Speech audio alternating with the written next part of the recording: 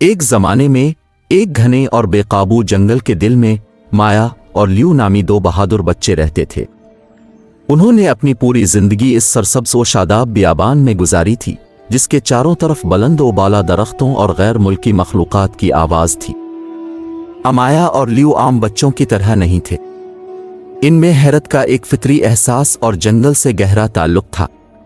وہ اس کے راز، اس کے خطرات اور اس کے چھپے ہوئے خزانوں کو جانتے تھے۔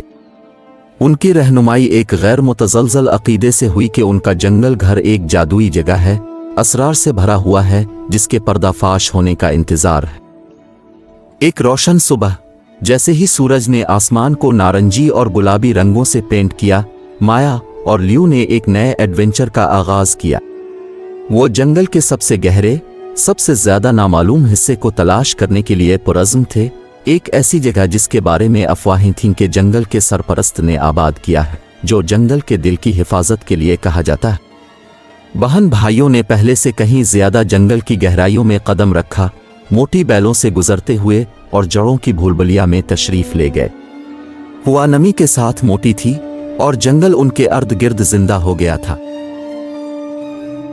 وہ روشنی کی چمکتی ہوئی پگڈنڈی کے پیچھے جنگل کی گہرائی میں چلے گئے، اور پھر انہوں نے اسے دیکھا، خالص روشنی کے پروں کے ساتھ ایک چمکدار شخصیت، گرم جوشی اور سکون کی نرم چمک سے گھرا ہوا ہے۔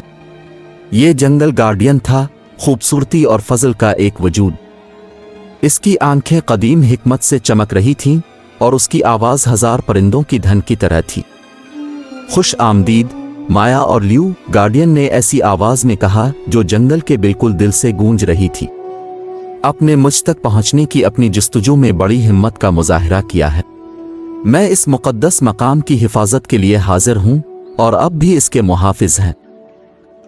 آپ کو اس جنگل کی عزت اور دیکھ بھال کا وعدہ کرنا چاہیے جیسا کہ اس نے آپ کا خیال رکھا ہے۔ مایا اور لیو نے خوف میں سر ہلایا، ان کے دل ذمہ داری کے گہرے احساس اور جنگل کے لیے محبت سے بھرے ہوئے تھے جسے انہوں نے گھر بلایا تھا۔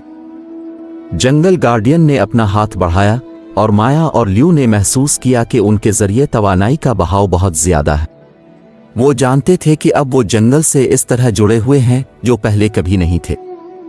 وہ اس کے جادو کا حصہ بن چکے تھے۔ جوں جوں وہ جنگل کے دل میں مزید آگے بڑھے، ان کے اوپر کا سائبان گہرا ہوتا گیا، جس نے ایک سایہ ڈالا جس نے جنگل کو گہرا اور پر اسرار بنا دیا۔ مایا اور لیو کا جوش گھبراہٹ کے اشارے کے ساتھ رنگا ہوا تھا، لیکن وہ آگے بڑھ گئے۔